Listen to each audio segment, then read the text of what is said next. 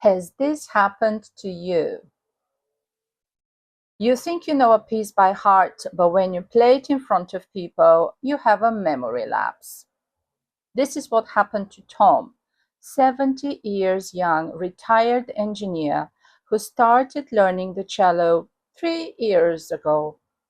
Before I tell you his story of memory lapse while playing the Swan, let me show you my memory lapse.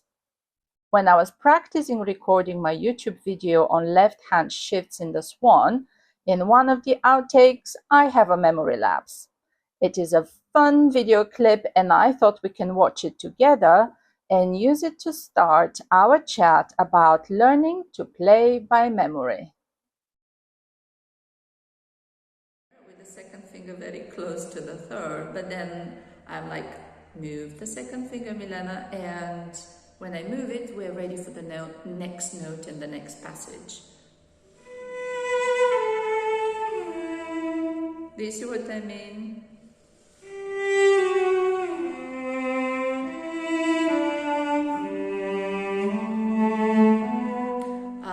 Okay, so let's see.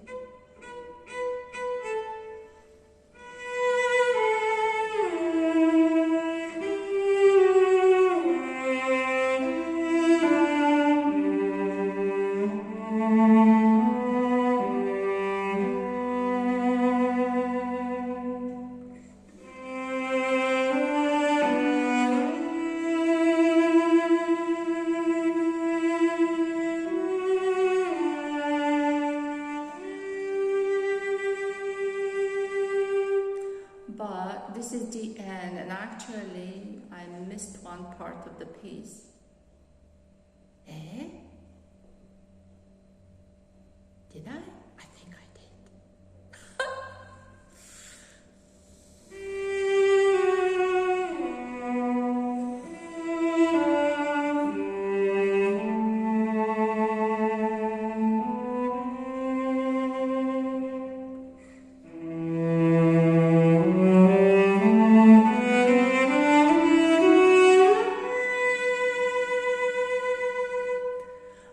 Because then I repeat, yes.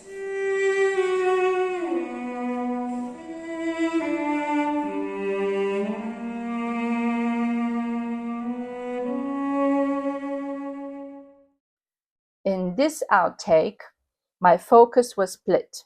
On one hand, I was focusing on playing and demonstrating how I practice. On the other hand, I was trying to explain my method in words. So I lost track of where I was in the piece. Now, let us hear Tom's story of memory lapse.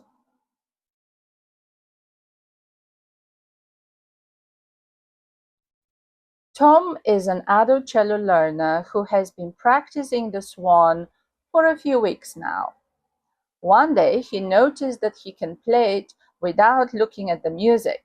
His fingers just knew where to go. Oh, that's great, he thought to himself. I can play it by heart. Tom volunteered to play the cello at a fundraising event in June organized by his Rotary Club. Tom was not just going to play the cello, he decided to play the Swan without looking at the music. He decided to play by memory. But what happened a few days ago shook his confidence. It was a perfectly wonderful afternoon, he told me. His wife's friends had come for a coffee and a catch-up. He had the idea to impress them with his cello playing. He took the cello out, put the recorded piano accompaniment on. The chatter died down in anticipation of hearing perhaps one of the most loved cello pieces, the Swan. Tom did a great job at starting, and he played for a bit before he felt uneasy. He remembered thinking, oh gosh, I'm playing by heart. Do I know what comes next? Do I know what is the next note? And just like that, he had a memory lapse. So He had to fetch the music stand, the sheet music, and start again. He said that he didn't feel very embarrassed by this, but he was puzzled. He had played that piece by heart many times, so why did he have a memory lapse when he played it in front of people? Now, the thing is, this had happened before. When his grandchildren were visiting, he wanted to show off, so he started playing the Swan for them. But he lost focus in the middle of the piece and didn't know what came next. He didn't worry then because he thought, oh well, the grandchildren were not exactly sitting still. So, Tom wrote to me wanting to know the answers to two questions.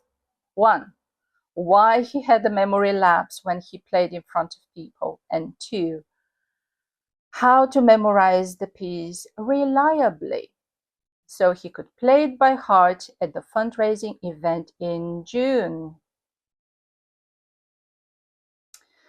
Now, let us think about Tom's practice at home because the details of that will help us understand what playing by heart is and what it is not.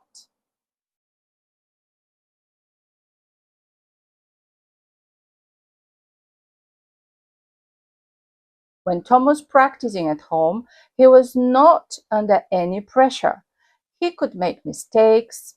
Nobody but his cat would occasionally watch him. Tom was relaxed. He was breathing normally. He was wearing everyday comfy clothes, sometimes no slippers or socks even. In other words, his nervous system was in a relaxed state, and that is the state in which his muscle memory was encoded. Playing by heart is muscle memory.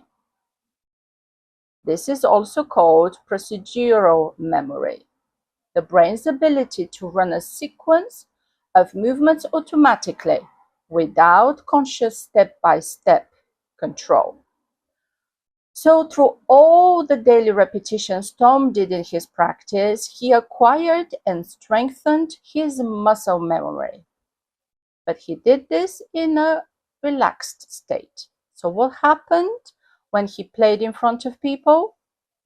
His body shifted into a mild stress response.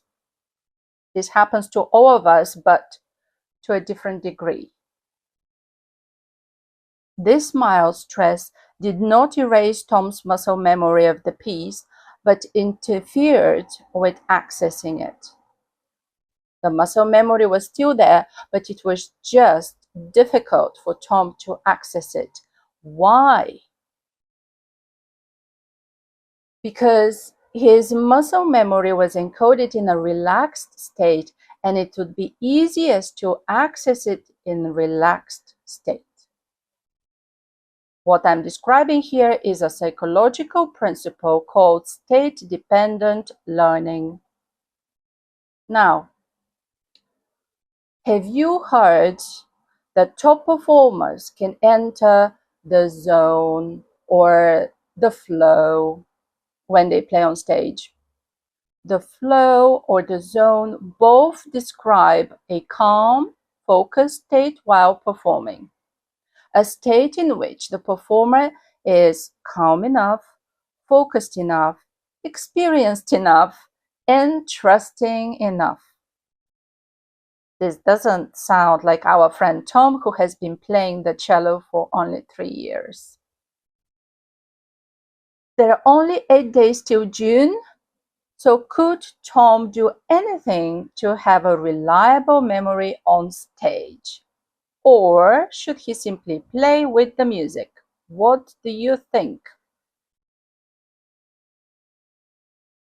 I advise Tom to sit down with the music and a pencil and study the structure of the piece, to analyze what happens in the piece. He has already done a great job at acquiring and strengthening his muscle memory, but the slightly stressful state he gets in when playing in front of people makes it difficult to access the muscle memory. But if he was to analyze and commit to memory the structure of the piece, he will play in front of people confidently, knowing that he can rely on his memory. But again, the fundraising event is in 8 days. Could he do this in that time and be ready to play by memory? What do you think? This is what I said to Tom, that if I were him, I would play the fundraising event with the music. Why add extra stress? But I would place the stand not directly in front of me, but to the side to indicate that I would be playing by heart and glance at the music just now and then. But this needs to be practiced. So, first, analyze the structure of the piece. After that, practice with the structure in mind while looking at the music. And lastly, practice without the music, but keep it nearby so you can glance at it. Now, top tip. Don't glance if you get stuck. Practice glancing at the music at key points in the structure, just to reassure yourself that all is well. So, shall we analyze the structure of the Swan together?